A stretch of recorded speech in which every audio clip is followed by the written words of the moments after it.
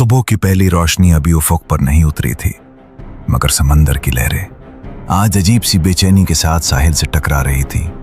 हवा साकिन, परिंदे खामोश, दरख्त जैसे सांस रोक कर खड़े हों। एक छोटा सा कस्बा जहां लोग अब भी नींद में गुम, मगर आसमान जाग चुका था।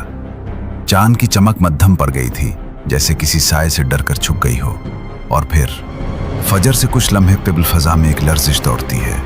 जमीन के अंदर कहीं से एक आवाज उठती है, गहरी, भारी, हिला देने वाली। या बनी इसराइल, ए बनी इसराइल, तुमने नेमतें भुला दी, अहकाम तोड़ दिए, रसूलों को झुठलाया, और अब तुम्हारी बारी है।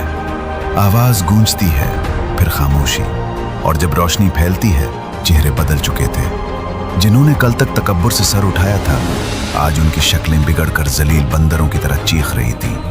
ये कोई कहानी नहीं, ये मस्ख है, ये लानत है, ये अजाब है।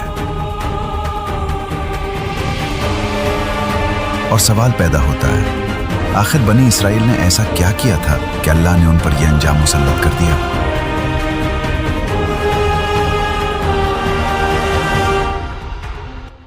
नेप्री इसराइल की तारीख, नेमतें, ताकत और गुरूर। जमाना बहुत पीछे का है। वो वक्त जब दुनिया की कई मजबूत कौमें आबाद थीं, कहीं अजीम शान सल्तनतें, कहीं बुलंदोबाला महलात, कहीं जंगजू कौमें, कहीं ताजिर कौमें। इन्हीं में एक कौम थी, बनी इसराइल, हज़रत याकूब अलैहिस्सलाम की औलाद। ये वही कौम थी जो कभी फ़िरौन के महलात में पत्थर ढोकर दीवारें उठाती थी, जिसकी पीठ पर कूड़े पड़ते थे, जिसकी चीखें दरियाए नील तक सुनाई देती थी।